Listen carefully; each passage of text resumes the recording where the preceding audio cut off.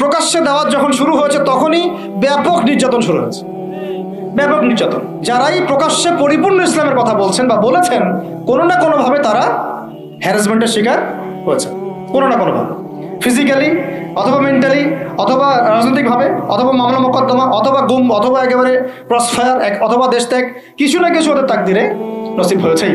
এটা তরুণরা একটু ভালো করে বুঝবেন। মক্কায় কত বছর ছিলাম আমরা? 13 বছর। কত বছর? 13 বছর। এই 13 বছরে কিন্তু আমাদের কোনো রাজনৈতিক ক্ষমতা ছিল না, ছিল কোনো রাজনৈতিক ক্ষমতা ছিল না, এমনকি কোনো সামাজিক ক্ষমতা আমাদের ছিল না। আমরা দাওয়াতের কাজ করছিলাম, তাবলীগের মেহনত করছিলাম এবং তাজকিয়া অর্জন হচ্ছিল, কোরআন শেখানো হচ্ছিল, দারুল আরকামে দিনের মোজাকারা প্র্যাকটিস হচ্ছে। আমাদের কিন্তু কোনো রাজনৈতিক ভিত্তি মক্কায় নাই। এই কারণে মক্কাতে কিন্তু সশস্ত্র জিহাদেরও আয়াত নাজিল হয় না, হয়েছে? হয় নাই। মদিনায়, এখন মদিনা থেকে যখন 6 জন যুবক আসলেন, এই 6 জন যুবকের নেতার নাম সাদ বিন জুরারাহ রাদিয়াল্লাহু আনহু। তো তিনি এসে যখন বায়াত করছেন নবীর কাছে, তিনি আগে থেকে জানতেন যে শেষ জামানায় একজন নবী আসবে। কি আসবে? ঠিক আমরা এখন যেমন জানি যে শেষ জামানায় একজন নবী আসবেন, তার নাম হচ্ছে ঈসা আলাইহিস সালাম, যার হাতে বাইতুল মুকাদ্দাস বিজয় হবে এবং এই জায়গায় তিনি ইসলামী খেলাফত কায়েম করবেন, যিনি মাসিহুদ দাজ্জালকে হত্যা করবেন। তারও আগে যেমন ইমামুল মাহদি আসবেন, এটা আমরা যেমন জানি, ওই 6 জন যুবক আগে থেকে জানতেন যে শেষ জামানায় একজন নবী আসবেন কুরাইশদের সবচেয়ে বড় গোত্র থেকে, এবং যার নাম হবে আহমেদ। কি নাম হবে? এটা তারা কোত্থেকে জানছেন?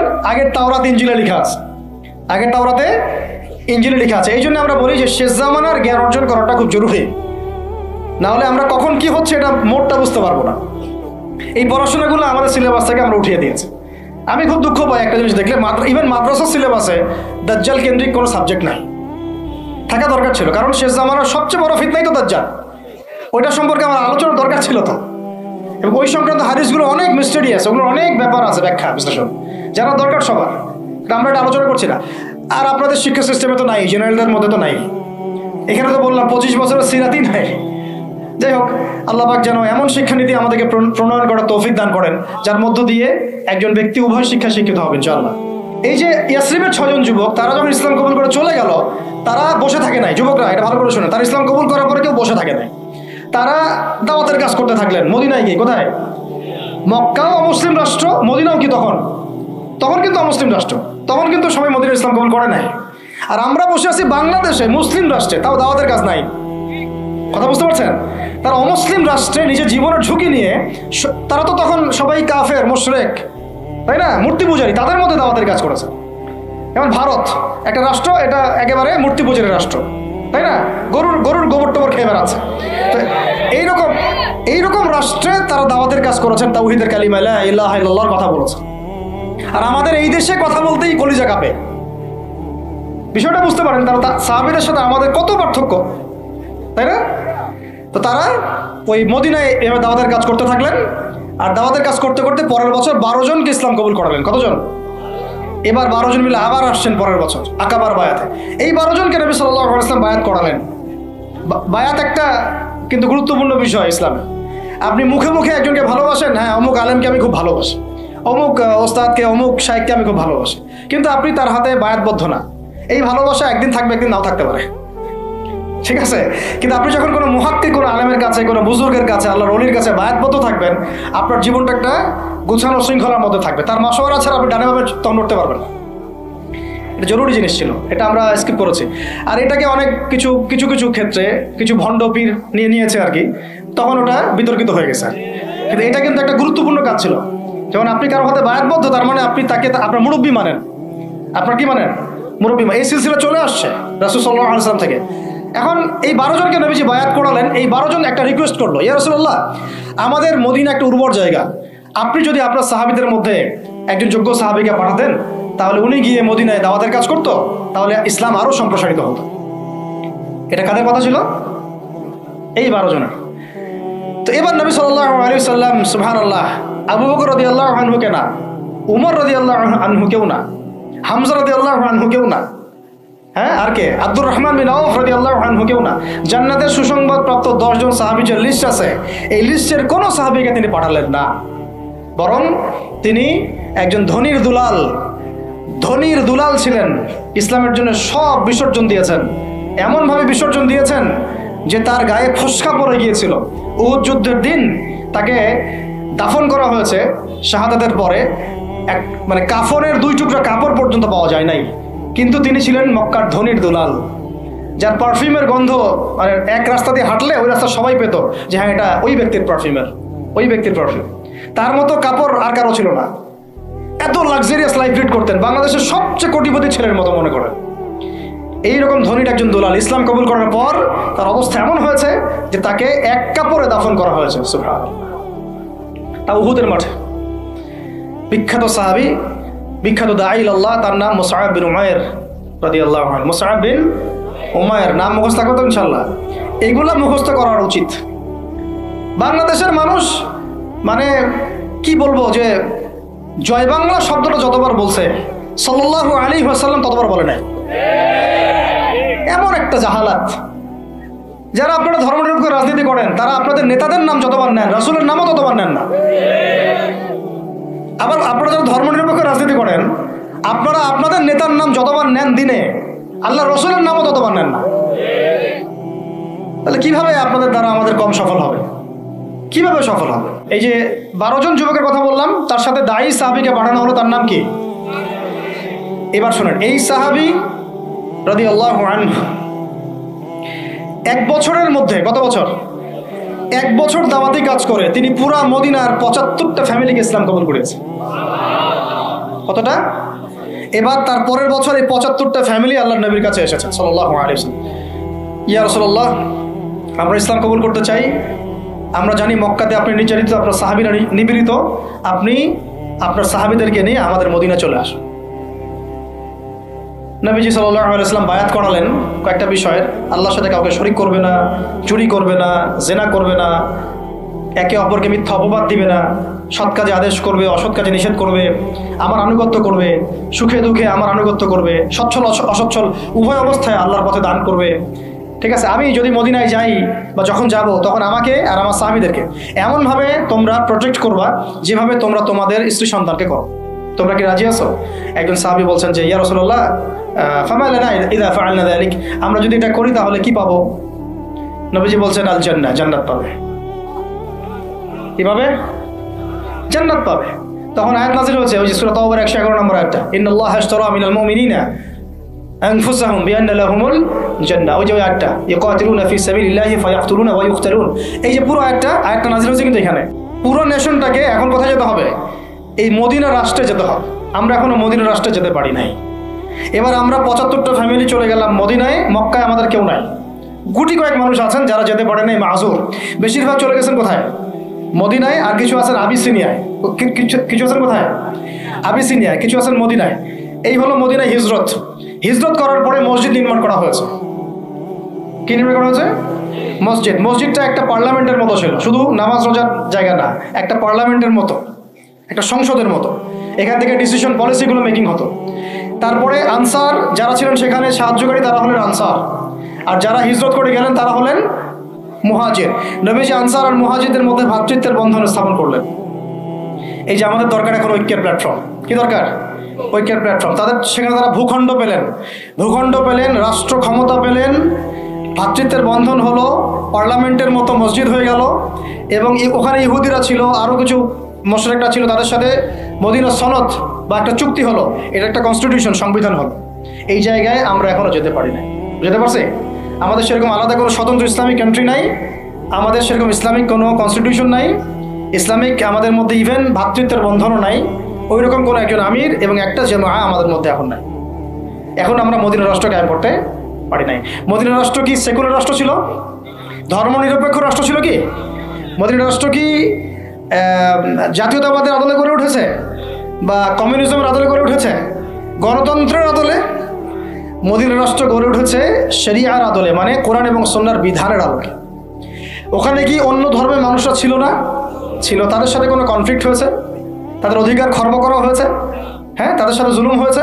না, বরং তাদের সাথে আমরা হৃদ্যতা মহব্বতের সম্পর্ক রেখে চলেছি যতক্ষণ পর্যন্ত না তারা কোনো ফল্ট করেছে। যেমন বনু কুরাইজা ফল্ট করেছে, ওর সাথে যুদ্ধ হয়েছে, বের করে দিয়েছে। বনু নাজির ফল্ট করেছে, ওকে বের করে দেওয়া হয়েছে। বনু কাইনুকা ফল্ট করেছে, ওকে বের করে দেওয়া হয়েছে। যখন যে চুক্তি ভঙ্গ করেছে তখন তার সাথে আমরা আক্রমণাত্মক আচরণ করেছি, শাস্তিমূলক। কিন্তু যতক্ষণ পর্যন্ত ওরা চুক্তি ভঙ্গ করে নাই, আমরা সবাই মিলে একটা ঐক্য সংহতি রক্ষা করেই চলেছি। আমরা কি এখন ওরকম কোনো রাষ্ট্র পেয়েছি? এখন আমাদের সামনে এইরকম একটা মদিনা রাষ্ট্র গড়ার ফিকির করতে হবে। এই জায়গায় যদি ইসলামকে আমরা নিতে না পারি বাংলার জমিনে, তাহলে না হবে মদিনা, আর না হবে সেখান থেকে কোনো মক্কা বিজয়।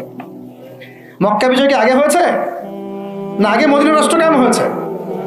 তো মদিনা রাষ্ট্র কায়েম করার আগেই আমাদের অনেক আমির সাহেব তারা আবার গণক্ষমা ঘোষণা করছেন। মন খারাপ করেন আপনারা আবার? হ্যাঁ, আমাদের অনেক আমির কি করছেন? গণক্ষমা ঘোষণা করছেন। আপনি তো মক্কা বিজয় করেন না এখন যে গণক্ষমা ঘোষণা করবেন। কেন গণক্ষমা ঘোষণা করবেন? কোন অধিকারে, কোন রাইটসে? তারা তো জুলুমের উপর জুলুম করেছে, জুলুমের উপর জুলুম, হত্যার উপর হত্যা, গুমের উপর গুম, খুনের উপর খুন, ক্রসফায়ারের উপর ক্রসফায়ার। আপনি কে গণক্ষমা করার? এটা তো জনগণ করবে, আপনাকে তো একা অথরিটি দেওয়া হয় না।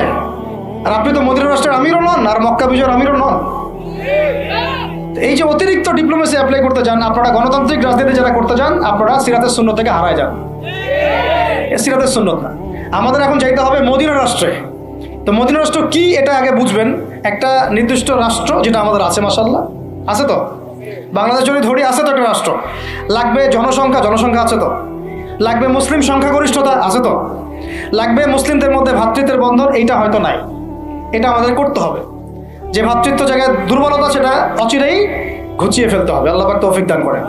লাগবে ইসলামিক সংবিধান আছে, নাই 50 বছর হয়েছে, তাহলে এখন সংবিধান সংস্কারের প্রশ্ন আসলে সবাইকে জবাব দিতে হবে, হ্যাঁ সংস্কার চাই, ইসলামিক সংবিধান চাই, বাস খালাস। ওইটা না হলে তো আপনার রাষ্ট্র ইসলামিক হবে না। ওইটা না হলে কি রাষ্ট্র ইসলামিক হবে? আমাদের আবেগ, কেউ লিখে দিল উপরে বিসমিল্লাহির রহমানির রহিম, মানব রচিত সংবিধানের উপরে লিখে দিল বিসমিল্লাহির রহমানির রহিম। বাঙালি তো একদম আবেগে মাতোয়ারা। আরে বাপরে বাপ, আমাদের তো সংবিধানে বিসমিল্লাহ আছে। বিসমিল্লাহ বলে ভাই মদ খাইলে লাভটা কি? নিচে তো মদের লাইসেন্সের দেওয়ার কথাও আছে, নিচে তো ট্রান্সজেন্ডারও আছে, নিচে তো আরো অনেক কিছুই আছে, সমকামিতাও আসতেছে। তো বিসমিল্লাহ উপরে থাকলে আমার লাভ কি আর ক্ষতি কি? বিসমিল্লাহ উপরে থাকার পর যখন A to Z ইসলামিক থাকবে তখন বুঝবো হ্যাঁ এটা ইসলামিক কনস্টিটিউশন হয়েছে। আছে ওটা নাই, তাহলে এটা করতে হবে। তারপরে দেখবেন একজন আমাদের প্রেসিডেন্ট লাগবে, মুসলিম প্রেসিডেন্ট, যিনি ওমর রাদিয়াল্লাহু আনহুর মতো ইনসাফ আদালত কায়েম করবেন ইনশাআল্লাহ। এবং আমরা আনসার ও মুহাজিরদের মধ্যে ভ্রাতৃত্বের বন্ধনে থাকবো, আপোষের মধ্যে কোনো কোন্দলে যাব না, তাদের আনুগত্য করে চলবো ইনশাআল্লাহ। আছে এরকম কিছু হয়েছে? হয় নাই। এরপরে নবী সাল্লাল্লাহু আলাইহি ওয়াসাল্লাম সামরিক বাহিনী গঠন করেছেন, এটা আমাদের আছে মাশাআল্লাহ। খালি তাদেরকে ইমানি প্রশিক্ষণ দেওয়া দরকার। এরপরে নবী সাল্লাল্লাহু আলাইহি ওয়াসাল্লাম অর্থনৈতিক ভিত্তি শক্ত করেছেন। আমাদের দেশে অর্থনৈতিক ভিত্তি শক্ত করার সুযোগ নাই? অবশ্যই আছে, এবং আমরা এটা করতে পারবো ইনশাআল্লাহ। এরপরে নবী সাল্লাল্লাহু আলাইহি ওয়াসাল্লাম সীমান্ত সুরক্ষা করেছেন। সীমান্ত সুরক্ষার আমাদের বাহিনী নাই? করতে পারবো ইনশাআল্লাহ। এরপরে তিনি করেছেন অস্ত্রশস্ত্র তৈরি করেছেন, দেশের মধ্যে মদিনাতেই তৈরি করেছেন। বদর যুদ্ধ করতে যাওয়ার সময়কার অস্ত্র কোথায় পেয়েছেন? তারা কিনেছেন কারোর কাছ থেকে? তৈরি করেছেন কোথায়? মদিনায়। তা আমরা আমাদের দেশে বিশ্বমানের অস্ত্র তৈরি করতে পারি না? করা হয়েছে বিগত 50 বছরে? হয় নাই। তারপরে সারিয়া অভিযান হয়েছে, প্রথমেই কিন্তু গাজওয়ায়ে বদর হয় নাই, প্রথমেই কিছু কিছু সারিয়া হয়েছে। টহল বাহিনী পাঠিয়েছেন নবী সাল্লাল্লাহু আলাইহি ওয়াসাল্লাম, দেখো ওইখানে কাফেলা আক্রমণ করো, ওইখানে কাফেলা আক্রমণ করো। এবার ইসলাম আর ডিফেন্সিভ চিন্তা করে নাই, বরং ইসলাম সেনাবাহিনী প্রেরণ করেছে বিভিন্ন জায়গায় যুদ্ধের জন্য। অনেকগুলো সারিয়া হয়েছে, প্রায় 8টা-10টা। তারপরে আবু সুফিয়ানের কাফেলাকে আক্রমণকে কেন্দ্র করে বদরের যুদ্ধ হয়েছে। মদিনা রাষ্ট্র গড়ার পরে আস্তে আস্তে পররাষ্ট্রনীতি হয়েছে, বিভিন্ন গোত্রে গোত্রে দাওয়াত বাড়ানো হয়েছে। এরপরে আস্তে আস্তে মুসলিমদের রাষ্ট্রের আয়তন বাড়তে থাকছে, অর্থনীতি সমৃদ্ধ হতে রয়েছে। পাশাপাশি আমরা ওই হেরাক্লিয়াস, রোম সম্রাট হেরাক্লিয়াস, পারস্য, এইটা ওইটা পুরো বিশ্ব রাজনীতি তখন আমরা কাঁপাই ফেলছি। এক পর্যায়ে হুদাইবিয়ার সন্ধি হয়েছে, এই সন্ধির পরে আমরা ইহুদিদের সাথে যুদ্ধ করে খায়বার জয় করেছি। পরবর্তীতে তাবুক হয়েছে, মোতা হয়েছে, নবীর ইন্তেকাল পরে ইয়ারমুকও হয়েছে। এর মাঝখানে আপনার ওই চুক্তির যে দফাগুলো ছিল হুদাইবিয়ার, ওটা ভঙ্গ করার কারণে মক্কা আক্রমণ করা হয়েছে, মক্কা আমরা বিজয় করেছি। এটা সংক্ষেপে বললাম, ইনশাল্লাহ কোনো একদিন আরও বিস্তারিত কথা হবে। মূল কথা হচ্ছে এই যে মদিনা রাষ্ট্র থেকে মক্কা বিজয় এই পর্যন্ত কিন্তু অনেক ঘটনা ঘটেছে। আবার বুঝেন, মদিনা রাষ্ট্র থেকে মক্কা বিজয় এইটুকুর মধ্যে কিন্তু আরও অনেক ঘটনা ঘটেছে, আরও অনেকগুলো যুদ্ধ হয়েছে, জনসংখ্যা বেড়েছে, দেশের আয়তন বেড়েছে, পররাষ্ট্রনীতি অ্যাপ্লাই করা হয়েছে, হ্যাঁ অর্থনীতি সমৃদ্ধ করা হয়েছে। তারপরে হুদাইবিয়ার কাছাকাছি ওমরা করতে আসার সময় তারা বাধা দিল, আমরা সন্ধিতে গেলাম, তাই না? 10 বছর কেউ কারোর সাথে যুদ্ধ করবো না, তোমার কেউ আসলে আমি ফিরাই দেবো, আমাদের মুসলিমদের কেউ গেলে ফিরাই দিবে না, ঠিক আছে? এরকম কিছু চুক্তি ছিল হুদাইবিয়ার মধ্যে। তো চুক্তির ধারাগুলো ভঙ্গ করেছে কোরাইশরা। কোরাইশরা যখন চুক্তির ধারা ভঙ্গ করেছে, ওই ধারার ভঙ্গকে কেন্দ্র করে মক্কা আক্রমণ করা হয়েছে, মক্কা বিজয় করা হয়েছে। এরপরে মক্কা, মদিনা, তায়েফ, তাবুক সমস্ত এলাকায়, এই পুরো এলাকাটায়, এটাকে আমরা বলি জাজিরাতুল আরব। কি বলি? শুধু মক্কায় না, পুরো মক্কা, মদিনা, হেজাজ, নাজদ, জাজিরাতুল আরব পুরা, ইভেন ইয়েমেনের সীমান্ত পর্যন্ত, বাহরাইনের সীমান্ত পর্যন্ত পুরা জায়গাটায় নবী সাল্লাল্লাহু আলাইহি ওয়াসাল্লাম জীবিত থাকা অবস্থায় কি হচ্ছে? ইসলাম শুধু কি ব্যক্তি জীবনে প্রতিষ্ঠা হয়েছে, রাজনৈতিকভাবে প্রতিষ্ঠা লাভ করেছে। এই হলো সিরাতের সুন্নতের দিন কায়েমের একটা চূড়ান্ত বাস্তবতা, যা আমাদের নবী আমাদেরকে দেখিয়ে গিয়েছে সাল্লাল্লাহু আলাইহি ওয়াসাল্লাম। এখন কথা হচ্ছে যে মক্কা বিজয় তো অনেক দূরের কথা, ওটা তো অনেক পরের কথা। আমরা কি আমাদের রাষ্ট্রটাকে মদিনার আদলে সাজাতে পেরেছি কিনা? মদিনার আদলে রাষ্ট্রটাকে সাজাতে পেরেছি? এখন আগে সিরাতের আলোকে আমরা এই রাষ্ট্রটাকে মদিনা বানানোর চেষ্টা করি, আল্লাহ পাক তৌফিক দান করুন। তারপরে যখন মদিনা হবে ইনশাআল্লাহ তাআলা, মদিনা হলে পরে দেখবেন এটাকে কেন্দ্র করে আমরা আশেপাশের যে কন্টিনেন্টগুলো আছে এগুলো একদিন জয় করবো ইনশাআল্লাহ। ওরা মানচিত্র পরিবর্তন করতে যাচ্ছে, মানচিত্র পরিবর্তন হবে ইনশাআল্লাহ, তবে ওদের হাতে না, আমাদের হাতে হবে ইনশাআল্লাহ। এটা কিন্তু গাল গল্প না, হাদিসে অনেক ইঙ্গিত আছে। আমি হাদিসগুলো নিয়ে আজকে আলোচনা করতেছি না, হাদিসে এরকম অনেক ইঙ্গিতই আছে, ঠিক আছে? যে এখন আপনারা যে ওয়ার্ল্ড অর্ডারে যাচ্ছেন, এই ওয়ার্ল্ড অর্ডারে এই যুদ্ধ বিগ্রহ ছাড়া কোনো অপশন নাই। এগুলো চলতে থাকবে। খোরাসান, ইয়েমেন, সিরিয়া, শাম, প্যালেস্টাইন সব জায়গা মুসলিমদের করতলগত হবে ইনশাআল্লাহ। ওই দিকেই বিশ্বের প্রেক্ষাপট আগাচ্ছে, আগাবেও। এটা স্কিপ করতে আপনারা পারবেন না, কেউ পারবে না। এখন এখান থেকে যারা পালায় বাঁচতে চাবে ওরাও ধরা খাবে, যারা সম্মুখ সারিতে থেকে যুদ্ধ করবে ওরাও ইনশাআল্লাহ সাফল্যমণ্ডিত হবে ইনশাআল্লাহ। আমরা কোন পথ বেছে নেব সেটা আমাদেরকে ফিকির করতে হবে। সবার আগে আমাদের ফিকির হবে কি? এই রাষ্ট্রটাকে মদিনার আদলে একটা রাষ্ট্রে পরিণত করা। আল্লাহ পাক আমাদেরকে সেই তৌফিক দান করেন। তারপরে ইনশাআল্লাহ সাপের লেজ কাটলে মাথাও কাটবো ইনশাআল্লাহ। 50 বছর স্বাধীনতার 50 বছর ধরে যারা পুরো বাংলাদেশের রাস্তায় ঠিক করতে পারে নাই, তারা কত বড় দুর্নীতিবাজ চিন্তা করে নাই। 50 বছর ধরে একটা দেশকে রাডারবিহীন থাকতে হচ্ছে, স্যাটেলাইটবিহীন থাকতে হচ্ছে, পারমাণবিক কোনো অস্ত্র নাই, নিউক্লিয়ার কোনো মিসাইলস নাই, কোনো জিওপলিটিক্যাল বড় বড় রাষ্ট্রের সাথে অ্যালায়েন্স নাই। পক্ষান্তরে উল্টা কুফার, তাগুত, মুশরিকদের দাসত্বে আমাদেরকে নিয়ে গেছে। তাহলে 50 বছরের খেয়ানতের লিস্ট করলে মানে আসমান, এক আসমান থেকে দ্বিতীয় আসমান পর্যন্ত হবে আর কি। এই বিগত স্বাধীনতার 50 বছরে আমাদের এমন একটা জেনারেশন রেডিমেড পাওয়া উচিত ছিল, যাদের ঘরে ঘরে আলেম, ঘরে ঘরে হাফেজ। এখন ঘরে ঘরে খুঁজলেও, বোম মারলেও আলেম বের হয় না, ঘরে ঘরে খুঁজে ছান মারলে একটা করে হাফেজ বের হয় না, আলেম বের হয় না। ঘরে ঘরে ছান মারলে যে কোনো একটা টিকটকার ঠিকই বের হয়। এই বাস্তবতা। তাহলে কাদেরকে নিয়ে আপনি হিন্দুস্তানকে মোকাবেলা করতে চাচ্ছেন? কাদেরকে নিয়ে আপনি যে রামবাম, প্রগতিশীল এবং এই ইসকন টিসকনকে মোকাবেলা করতে যাচ্ছেন? কাদেরকে নিয়ে? আবেগ দিয়ে তো হবে না। আর তাদের ব্যাপারটা তো এতই স্ট্রং, তারা তো এমনভাবে তাদের মানে আগ্রাসন লালন করছে যে ওরা যদি পারত এখন পুরো বাংলাদেশটাকে ওদের মানচিত্রভুক্ত করে ফেলত। ষড়যন্ত্র কিন্তু এই পর্যন্ত, এটা আমরা বুঝি আর না বুঝি। আর আমরা তো খুব সাম্প্রদায়িক সম্প্রীতির বয়ান দিচ্ছি এখন আর কি। বিগত সময়ে কিছু রাজনীতি হয়েছে জঙ্গিবাদ শব্দ দিয়ে রাজনীতি করা হয়েছে। এটা থাকুক আর না থাকুক, বায়বীয়ভাবে একটা প্রতিষ্ঠা করার চেষ্টা করা হয়েছে, এটা দিয়ে রাজনীতি করা হয়েছে। সবাই সবার স্বার্থে কথাটাকে ব্যবহার করেছে। আসলে এটা একটা বায়বীয় শব্দ ছিল, কোনো অস্তিত্ব নাই। এখন রাজনীতি করা হচ্ছে নতুন করে সংখ্যালঘু শব্দ দিয়ে। কি দিয়ে? সংখ্যালঘু। তো সংখ্যালঘু শব্দ দিয়ে যে রাজনীতি করা হয়, তো সংখ্যালঘু যারা, তারা সংখ্যাগুরু কমিউনিটির মধ্যে সাইফুর রহমানকে এভাবে দিনে দুপুরে কুপিয়ে হত্যা করে কিভাবে? আলোচনার গন্তব্যটা হবে এরকম যে সিরাতের আলোকে দিন প্রতিষ্ঠা, সিরাতের আলোকে দিন প্রতিষ্ঠা। কারণ আমাদের দেশে দিনের রাজনৈতিক অবস্থান নাই, আমাদের দেশে দিনের রাজনৈতিক অবস্থান নাই। দিন কয়টা ক্ষেত্রে কায়েম করতে হবে, দিন সিরাতের আলোকে কায়েম করতে হলে কয়টা ক্ষেত্রে কায়েম করতে হবে সেটা আগে জেনে নেই। আচ্ছা, তার আগে একটা জিনিস আলোচনা করে নেই যে দিন কায়েম কি দুনিয়াবি কাজ না ইবাদত, এতটুকু তো বোঝেন। দিন কায়েম একটা ইবাদত, নামাজ, সওম, যাকাত, জিহাদ, তাবলীগ, দিন প্রতিষ্ঠা, যেটাকে আমরা আরবিতে বলি ইকামাতে দিন, এটা কি তাহলে একটা নিঃসন্দেহে ইবাদত। আমাদের নবীজি করেছেন, নবীজি নিজে করেছেন তো, সাহাবায়ে কেরাম এই যে 1400 বছর ধরে সলফে সালেহিন আকাবের আমাদের আসলাফরা করেছেন না, সবাই করেছেন। আচ্ছা, এখন এটা যদি ইবাদত হয়, ইবাদত কবুলের শর্ত কয়টা? একজন বলেন দেখি, ইবাদত কবুলের শর্ত কয়টা? 3টা, তাই তো? বেসিক শর্ত কয়টা? 3টা। একটা হচ্ছে ইবাদত হতে হবে এক আল্লাহর জন্য। কার জন্য? তাহলে এই আল্লাহর জমিনে সিরাতের আলোকে দিন কায়েম করার লক্ষ্য উদ্দেশ্য থাকবে শুধু এক আল্লাহর সন্তুষ্টি অর্জন করা, শুধু এক আল্লাহকে রাজি খুশি করার জন্য আমরা আল্লাহর জমিনে দিন কায়েমের চেষ্টা করব। খালাস, কথা ঠিক আছে? আচ্ছা, যদি এখানে উদ্দেশ্য থাকে না আমি আমার পদের জন্য চাচ্ছি, না আমি নেতৃত্বের জন্য চাচ্ছি, না আমি কোনো একটা ফেরকার আমির হওয়ার জন্য চাচ্ছি, অথবা আমি কোনো রাজনৈতিক পদের জন্য চাচ্ছি, তখন ইবাদতটা ইবাদত বলে গণ্য হবে না, বা ইবাদতটার নেকির জায়গায় গুনাহ হতে পারে, নেকির জায়গায় গুনাহ হতে পারে, কারণ সেটা আল্লাহ পাকের সন্তুষ্টির জন্য ছিল না। মানুষ আমাকে পপুলার মনে করে তাই আমি একটু গলা ফাটায় কথা বললাম, বিষয়টা এরকম না।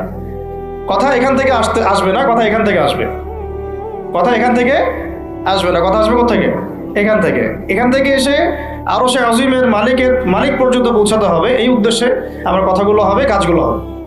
তাহলে দিন প্রতিষ্ঠার উদ্দেশ্য হবে এক আল্লাহর সন্তুষ্টি অর্জন করা, এটা প্রথম কথা। 2, রিজিক হালাল হতে হবে, সেটা তো আমরা জানি। রিজিক কি হতে হবে? হালাল হতে হবে, যেটা আমাদের 90%-এরই কম বেশি হারাম। কম বেশি কি 90%-এরই হারাম। দাড়ি টুপি পাগড়ি জুব্বা পরে আমরা যারা চলাফেরা করি, আমাদেরও বহু মানুষের রিজিক হারাম। অনেকেই সুদি কারবার করি, সুদি লেনদেন করি, অনেকেই মাপে কম দেই, অনেকে আবার আল্লাহ রাস্তায় সময় দিচ্ছি, বোনের সম্পত্তি দেই না। অনেকে দেখা যায় মাল সিন্ডিকেট করি, দাড়িওয়ালা লোক ফার্ম ঘাটে বসে ব্যবসা করছে, মাপে কম দিচ্ছে। দাড়িওয়ালা লোক যাত্রাবাড়িতে তার একটা গোডাউন আছে, সেখানে সে পণ্য মজুত করছে, সিন্ডিকেট করে দাম বাড়াচ্ছে। রিজিকটা কি হালাল হলো না হারাম হলো? রিজিক হালাল হওয়াটা এত কঠিন শর্ত, যেটা এই যুগে আসলে উতরে ওঠা খুব কঠিন।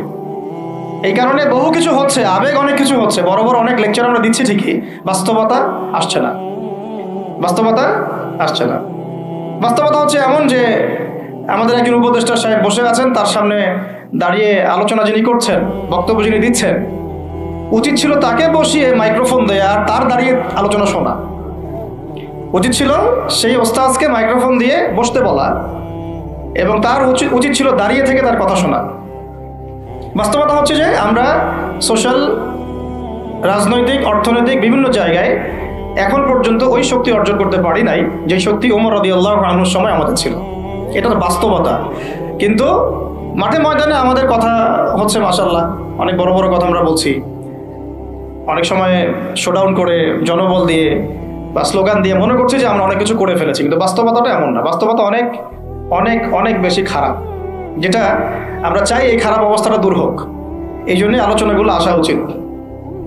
বাস্তবতা হচ্ছে আবেগ দিয়ে দিন প্রতিষ্ঠা হবে না, আবেগের দরকার আছে, তবে আবেগের উপরে বিবেককে স্থান দিতে হবে এবং খুব ডিপ্লোম্যাটিক হতে হবে, বাস্তবতা বুঝতে হবে, প্রজ্ঞা হিকমার সাথে আমাদেরকে আগাতে হবে।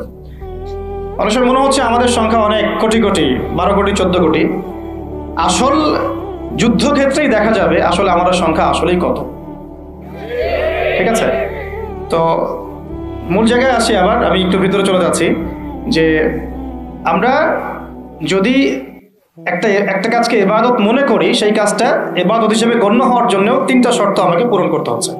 আল্লাহ পাকের সন্তুষ্টির জন্য, 2 হচ্ছে সেই কাজটা করতে গিয়ে, আমার ইবাদত করতে গিয়ে আমার রিজিকটা অবশ্যই হালাল হতে হবে। এই দুটোতেই আমরা আটকে গেছি। কিন্তু কারাগারে আমাদের উলামায়ে কেরামগণ বসেছিলেন, তারা আলোচনা করছিলেন যে আমরা সবাই এক সেলে বসে আছি, আসলে কি সমস্যা, সবাই সমস্যা নিয়ে মোজাকারা করছেন আর কি। সমস্যাটা কি হলো?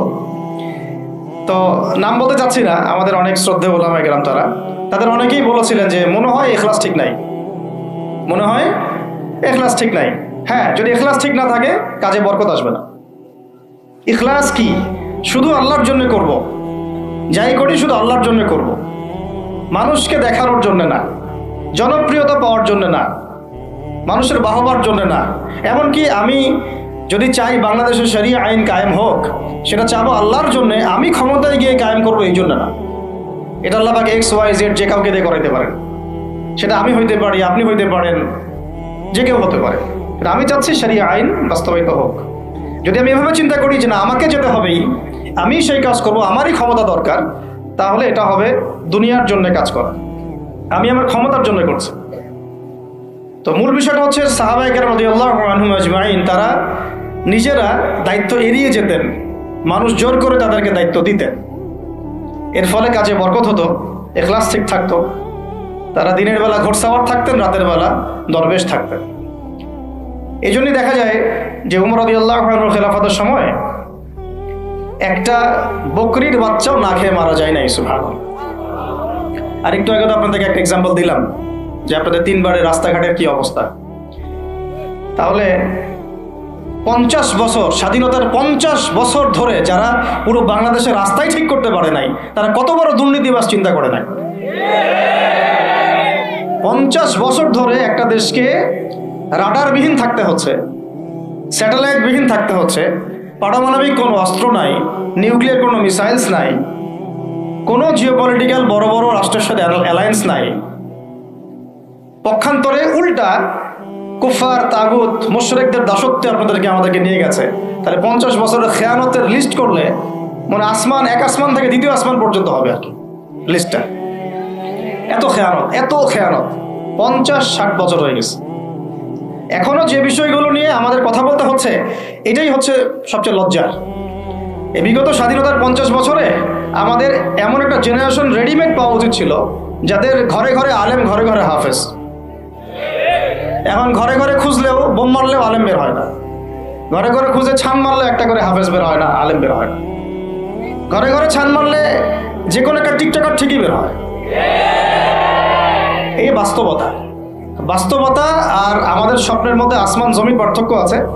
এগুলো হাসির কোনো বিষয় না, এটা হচ্ছে বাস্তবতা। মানে পুরা প্রাইমারি স্কুল থেকে শুরু করে প্রাইমারি স্কুলের শিক্ষক, প্রাইমারি স্কুলের টিচার এবং স্টুডেন্ট, হাই স্কুলের টিচার, অনার্সের স্টুডেন্ট, অনার্সের টিচার, মাস্টার্সের স্টুডেন্ট, মাস্টার্সের টিচার, তারপরে BBA MBA, তারপরে যে আপনার প্রাইভেট ইউনিভার্সিটি ইত্যাদি ইত্যাদি, ইভেন BCS সেক্টর, শিক্ষা কমিশন, MP মন্ত্রী, পার্লামেন্ট, সবগুলোকে যদি একটা জায়গায় আপনি বসান, সবাইকে 15-16 কোটি মানুষকে একটা জায়গায় বসান, দেখবেন যে এদের 90% কোরআন তেলাওয়াতি করতে পারে না।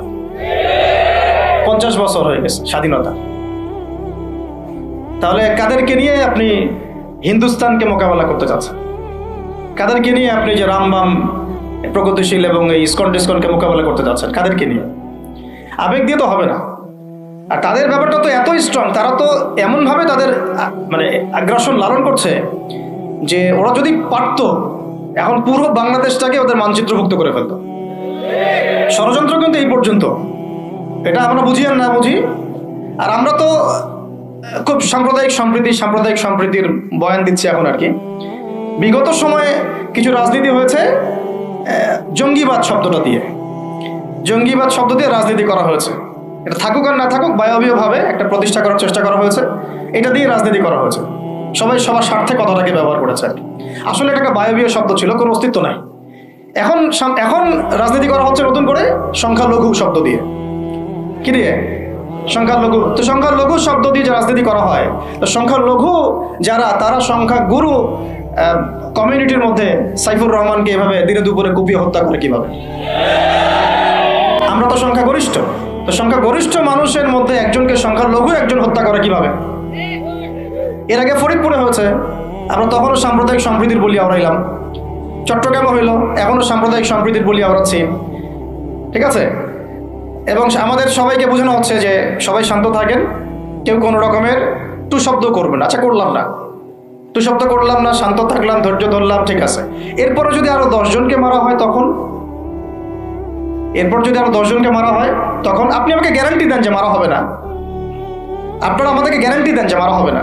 যদি মারা হয় তখন আপনি বলছেন মারা হবে না ইনশাআল্লাহ, ঠিক আছে। যদি মারা হয় তখন, এখন আমি ধৈর্য ধরলাম, এখন আমি সাম্প্রদায়িক সম্প্রীতির কথা বললাম, এখন আমরা চুপ থাকলাম, কেউ এগ্রেসিভ কোনো ভূমিকায় গেলাম না, এবং যাওয়া উচিত না, ঠিক আছে, খালাস।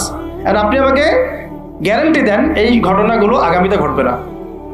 প্রশাসন গ্যারান্টি দেন, সরকারে যারা আছেন গ্যারান্টি দেন, দিতে পারবেন? যদি দিতে না পারেন কেন পারবেন না? যদি দিতে না পারেন তাহলে গ্যারান্টি কেন দিতে পারবেন না? তার মানে আপনার প্রশাসন ফেল করেছে এখানে। সেই ভাইকে হত্যা করা হয়েছে, সেই ভাইয়ের হত্যাকারী যদি 20 জন 30 জন হয়, প্রশাসনের পক্ষে এটা কোনো বিষয় না 30 জনকে কারাগারে নিয়ে আসা এবং আচ্ছা মতো রিমান্ডে সিদ্ধ ডিম ঢোকানো, কোনো বিষয় না। রিমান্ডে ওলামায়ে কেরামের পা ভেঙে দিতে পারেন, তাহলে এটা কেন পারছেন না? তাহলে আপনারা আসলে আমাদেরকে কানাকে মক্কা দেখাচ্ছেন, আপনারা কানাকে মক্কা দেখাচ্ছেন, এই তো। এখন যদি গ্যারান্টি না দিতে পারেন তার মানে এই সমস্যাটা থাকতে পারে। গ্যারান্টি না দিতে পারার অর্থই হচ্ছে আপনি নিজেই ভয় পাচ্ছেন, নিজেই আপনি শিওর না যে সমস্যাটা আসবে কিনা। কারণ আপনি জানেন যে আমি সমস্যাটাকে ডিল করতে পারি নাই, আসতেও পারে, এই জন্য আমি গ্যারান্টি দিতে পারছি না। আমাদের উপদেষ্টাদেরকে বলেন গ্যারান্টি দিতে যে এরকম ঘটনা আগামী তার কখনো ঘটবে না। আমরা তো সবাই শান্ত আছি, কেউ তো একটা টোকাও পর্যন্ত দেয়নি, কাউকে দিয়েছেন? আচ্ছা ঠিক আছে, আবার আমি প্রশ্ন করছি, যদি গ্যারান্টি না দিতে পারে এবং না দিতে পারাটাই তাদের ব্যর্থতা, এবং এর যদি উপযুক্ত বিচার তারা করতে না পারে, না করতে পারাটাই ব্যর্থতা সংখ্যাগরিষ্ঠ মুসলিম রাষ্ট্রে, তাহলে এই ঘটনা যদি আগামী 1 বছরে 2 বছরে 5 বছরে আবারও রিপিটেড হয় এবং একজনের জায়গায় 3 জন 4 জন 5 জন 10 জন পর্যন্ত পৌঁছায়, তখন আপনাদের ভাষাটা কি হবে? তখন আপনারা কি ভাষায় কথা বলবেন আর আমাদেরকে কি বুঝাবেন? এটা আমার প্রশ্ন। আরো প্রশ্ন আছে, সাইফুর রহমান যদি আপনার ছেলে হইতো তাহলে কি হতো? সাইফুর রহমান যদি আমাদের উপদেষ্টাদের কেউ হতো তাহলে কি হতো? সাইফুর রহমান যদি আমাদের যে ওলামায়ে কেরামগণ, শ্রদ্ধার সাথেই বলছি, বিনয়ের সাথে, আপনাদের যদি ছেলে হতো আপনারা কি সেম কথা বলতেন কিনা? সাইফুর রহমান যদি আপনার মেয়ের জামাই হতো তাহলে আপনি সেম কথা বলতেন কিনা? এই জায়গাগুলো তো অনেক গ্যাপস আছে। আমাদের এত স্বার্থপর চিন্তা চেতনা যে আমার তো আর নিজের ছেলে মরে নাই, আমার তো আর নিজের ভাইকে মারা হয় নাই, আপনি তো তাকে আপনার ভাই মনে করতে পারছেন না। এখন পর্যন্ত আপনি সাইফুর রহমানকে আপনার ভাই মনে করতে পারেন নাই। সবাই চুপ। আর আমাদের কিছু সুরসুরি মানহাজের কিছু মানুষ আছে, সুরসুরি আর গিরগিটি মানহাজ, মানে তাগুতের নাম এক্স হইলেও তার পক্ষে, ওয়াই হইলেও তার পক্ষে, জেড হইলেও তারই পক্ষে, সবসময় চুপ। একদম সুরসুরি মার্কা ঠান্ডা ঠান্ডা মানহাজ মানুষকে দেওয়া হয় এবং তারা একটু জনপ্রিয়, এই কারণে জনগণও চুপ হয়ে যায়। তাদের একটা স্ট্যাটাস দেখে মানুষ চুপ। আমার তো আকাবির, আমার তো অমুক, আমার স্কলার এই বলছে, আমার শায়েক এই বলছে, বাস আমি চুপ। আপনি তো নিজের চিন্তাটাকে বিক্রি করে দিয়েছেন মানুষের কাছে, নিজের চিন্তাটাকে আপনি বিক্রি করে দিয়েছেন। তো একজন সেলিব্রিটি স্কলার এসে একটা স্ট্যাটাস দিল যে সবাই শান্ত থাকেন, কেউ কোনো কথা বলবেন না। কেন কথা বলবো না আমি? শান্ত থাকেন বলার আগে আপনার বলা উচিত ছিল যে আমার ভাইকে এভাবে মারা হয়েছে, আমি তীব্র নিন্দা জানাই এবং এর বিচার আমি দাবি করি। তারপরে আপনি বলতে পারতেন আপনারা শান্ত থাকেন, আমরা বিষয়টা ডিল করছি। এই যে ব্রেন ওয়াশ, এই যে আমাদের একটা জজবাকে এভাবে দমন করে দেওয়া হচ্ছে, এর ফলাফল কিন্তু আপনাদেরকে ভোগ করতে হবে। আচ্ছা ঠিক আছে, 10 জন মারা হলো, চুপ করে থাকেন, ভালো কথা। আরো 100 জন মারা হলে তখনই কি চুপ করে থাকবেন? যদি একটা জেলার উপর আক্রমণ হয় তখনই কি চুপ করে থাকবে? আপনারা শয়তান থেকে পালাতে চাচ্ছেন, কিন্তু শয়তান তো আপনাকে ছাড়বে না। আপনি কিছু বলেন আর নাই বলেন, আমি বলছি না এখনই বলেন, আমি বলছি আপনি এই হত্যার উপযুক্ত বিচার আমাদের সামনে নিশ্চিত করেন। জাতির সামনে এই 20-30 জন লোককে হাজির করে প্রকাশ্যে ফাঁসি দিয়ে দেখান যে হ্যাঁ আমরা সাইফুর রহমানের পক্ষে আছি। কিছুই করতে পারেন নাই পর্যন্ত, আপনারা কিছুই করতে পারেন নাই। ফরিদপুরের ঘটনা কিছু করতে পারেন নাই। এরকম ঘটনা বিচ্ছিন্ন না, এরকম ঘটনা বাংলাদেশের লাস্ট 5 বছরে এবং বিগত 15 বছরে অনেকগুলো হয়েছে। কিছু ঘটনা আমরা জেনেছি, কিছু ঘটনা আমরা জানি না, বেশিরভাগই আমরা জানি না। তো এই যে সমস্যাগুলো আমি সিরাত থেকে কেন বলছি, কারণ সিরাতে আপনাকে এগুলো সমাধান দেবে। আর এই বিষয়টা আমাকে খুব পীড়া দিচ্ছে ভিতর থেকে, যেটা আমাদের আচরণ, আমরা যে এত বেশি মানে দাসত্বের একটা ইয়াতে চলে আসছি, মেজাজটা আমাদের দাসত্বের মতো চলে আসছে। আমরা শত্রুর চোখে চোখ রেখে কথাই বলতে পারি না। শত্রুর চোখে চোখ রেখে কথা না বললে তো সে আমাকে দাম দিবে না। কই, সে তো চায়নার সাথে এইসব ডিল করতে পারে না, সে তো ইভেন পাকিস্তানের সাথেও তো পারে না। পাকিস্তানে কি খুব মুসলিমদের ঐক্য আছে নাকি? না, নাই তো। ওর ইন্টারনাল অবস্থা তো আমাদের চেয়ে অনেক সময় খারাপ। কয়েকটা পারমাণবিক বোম আছে, এই কারণে তার দিকে তাকাতে পারে না।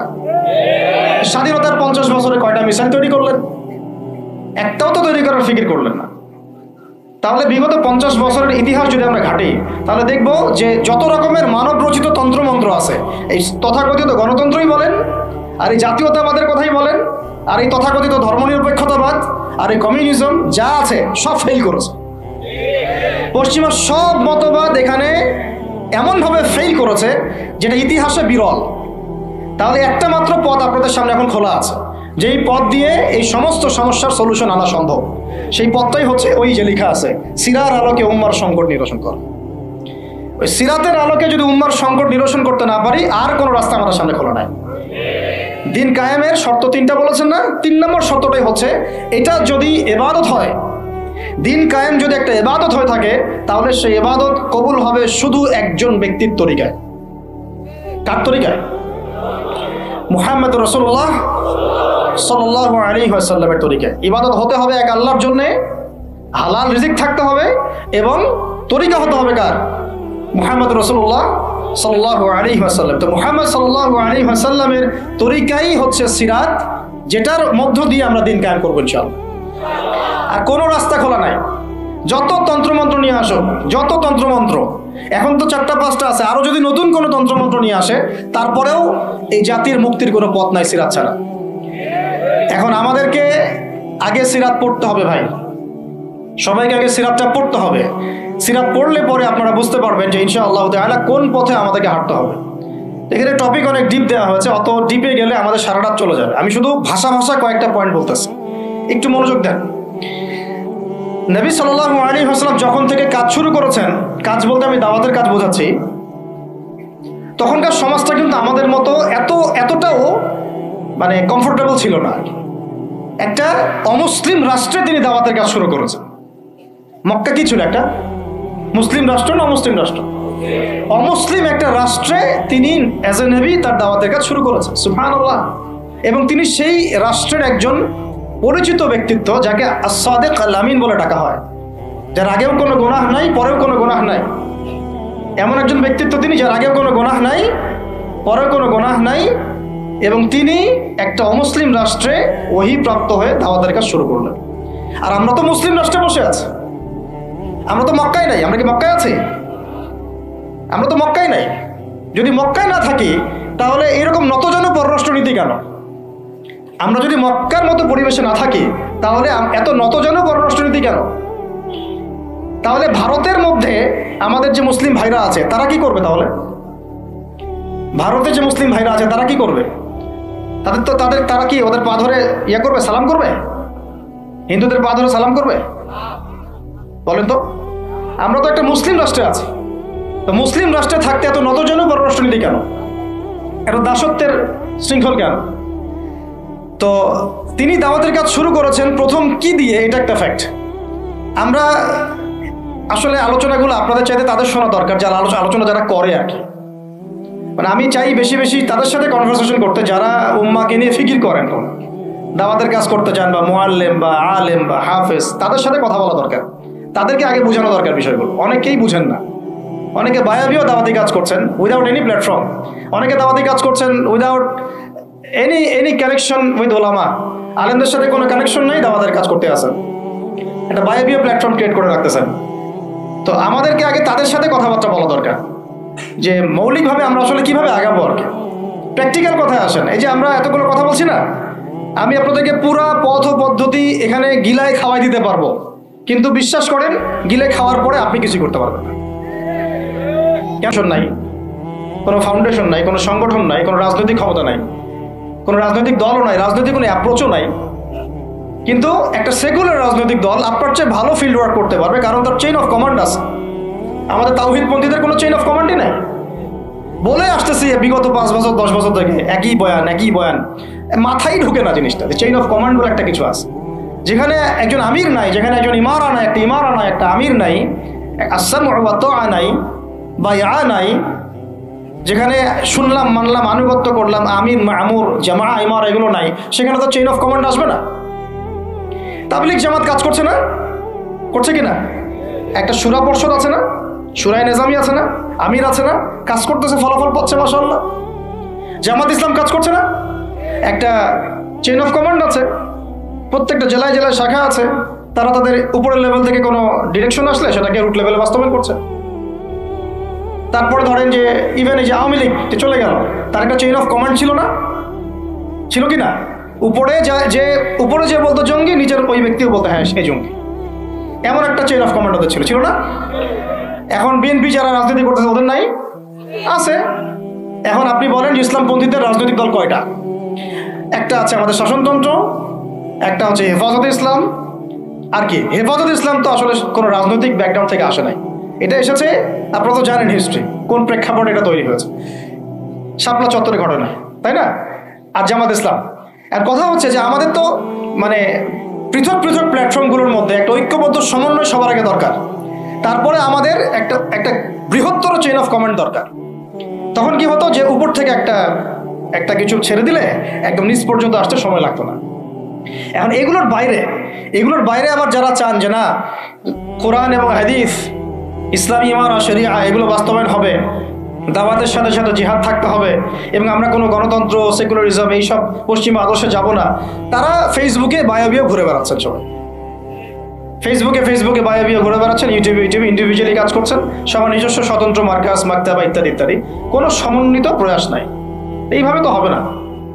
এইভাবে কি হবে? সর্বোচ্চ এককভাবে কিছু দাওয়াত দেওয়া যাবে, কিন্তু নবী সাল্লাল্লাহু আলাইহি ওয়াসাল্লাম ওহী প্রাপ্ত হওয়ার পরেই দাওয়াতের যে কাজ শুরু করলেন, এটাই চেইন অফ কমান্ড। সুবহানাল্লাহ।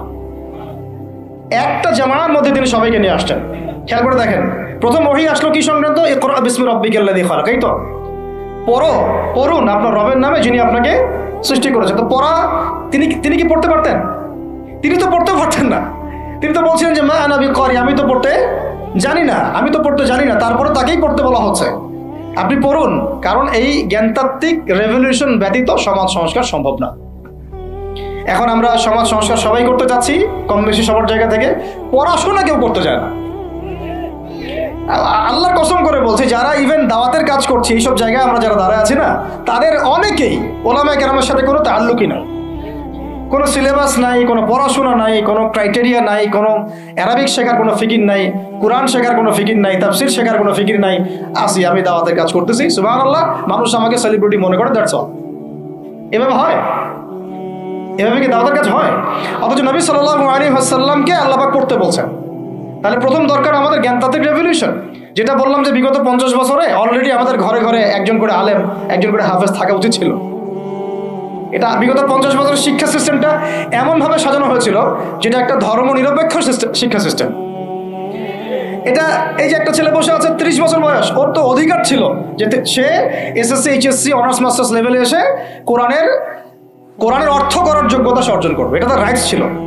অ্যাজ এ মুসলিম কান্ট্রির একজন সিভিলিয়ান হিসাবে তার রাইটস ছিল এটা, যে আমি একজন মুসলিম কান্ট্রির সিভিলিয়ান, আমার রাইটস আছে স্কুলে গিয়ে কোরআন শেখার, কলেজে গিয়ে কোরআনের তাফসীর শেখার, অনার্স লেভেলে গিয়ে হাদিস পড়তে শেখার, হাদিসের মোতালা করার।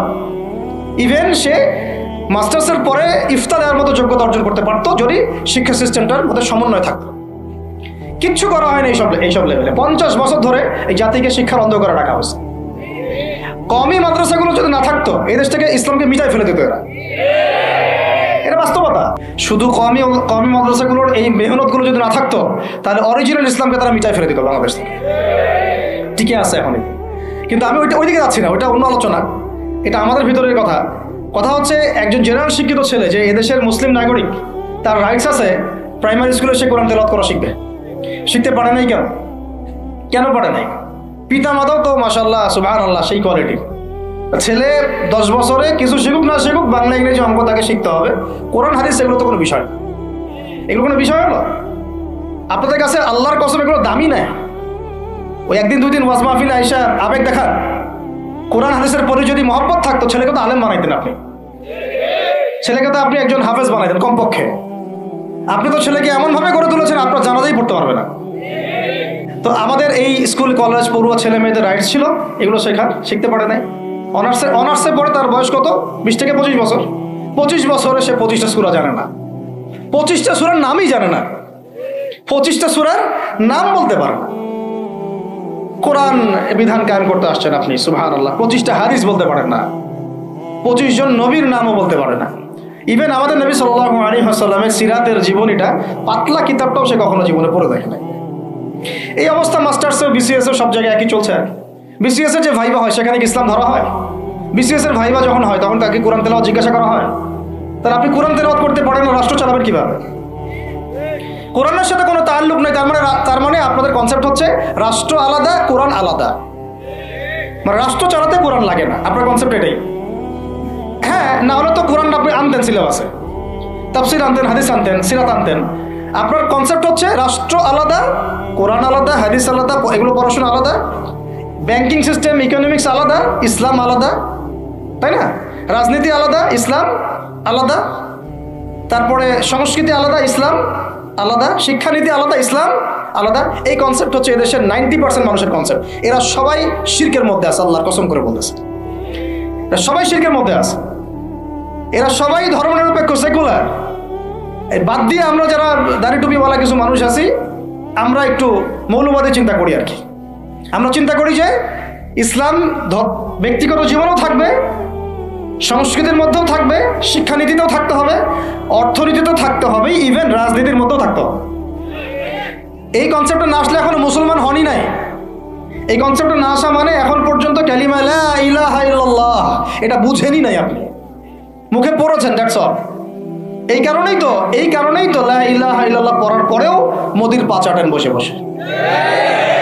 এই কারণেই, কারণ ওই লা ইলাহা ইল্লাল্লাহ তো আপনাকে ওটা শিখাই নাই, যে আপনি এক আল্লাহর সার্বভৌমত্বের স্বীকৃতি দেন নাই। তো এই হলো সমস্যাগুলো। তো সমস্যার গোড়ায় অনেক কথা আছে। এখন নবী সাল্লাল্লাহু আলাইহি ওয়াসাল্লাম কিন্তু দাওয়াতের কাজটা, এই যে সিরাতের আলোকে যেটা বলছেন সমাজ সংস্কার এবং দিন প্রতিষ্ঠা এবং সমকালীন সব সংকট দূর করা, এটা শুরু করতে হবে জ্ঞানতাত্ত্বিক রেভলিউশন থেকে। পড়াশোনা করা শুরু করে দেন, আদারওয়াইজ আপনাদের সামনে ধ্বংস ছাড়া কিচ্ছু বাকি নেই। কি পড়াশোনা করবেন? অবশ্যই ইসলামিক কারিকুলাম থাকতে হবে। এরপরে আপনি জেনারেল লাইনের পড়াশোনা করেন, কোনো সমস্যা নাই। আর এই পড়াশোনা একা একা করা যাবে না, ওস্তাদের সহবত লাগবে, ওলামা কেরামের সহবত লাগবে।